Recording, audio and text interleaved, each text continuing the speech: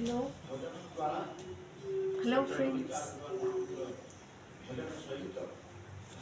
Welcome to my channel. ମୁଁ ଆଜି ପଢ଼ାଇବାକୁ ଚାହୁଁଛି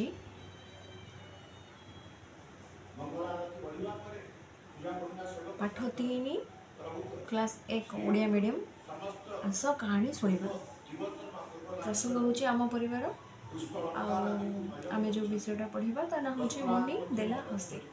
ଚାଲନ୍ତୁ ପଢ଼ିବା। ଅମର ବାବୁ ମଟର ଗାଡ଼ିରେ ବସି ବୁଲିବାକୁ ବାହାରିଥିଲେ। ସାଥିରେ ଘର ଲୋକମାନେ ଥିଲେ। ମଟର ଗାଡ଼ିଟି ଝରଣା କଡ଼ ବାଟେ ଦେଇ ଯାଉଥିଲା। ବାଟରେ ଜଅ, ମକା ଆଦି ସବୁଜ କ୍ଷେତ। ସଭିଏଁ ଖୁସିରେ ଦେଖୁଥିଲେ। ଝରଣା ପାଖରେ ଗଛଟିଏ ଥିଲା। ଗଛ ପାଖରେ ଗାଡ଼ି ଅଟକିଲା। ବଗଟି ସେଠାରେ ମାଛ ଧରି ବସିଥିଲା। ହଠାତ୍ ମାଛଟି ତା ପାଟିରୁ ତଳକୁ ଖସି ପଡ଼ିଲା। ଛଟପଟ ହେଲା। ସେ ପୁଣି ମାଛକୁ ନେବାକୁ ଆସୁଥିଲା। ଅମର ବାବୁଙ୍କ ଝିଅ ମୁନି ଟିକିଏ ମାଛଟିକୁ ଧରିନେଲା। ସେ ତାକୁ ନେଇ ଝରଣା ପାଣିରେ ଛାଡ଼ିଦେଲା।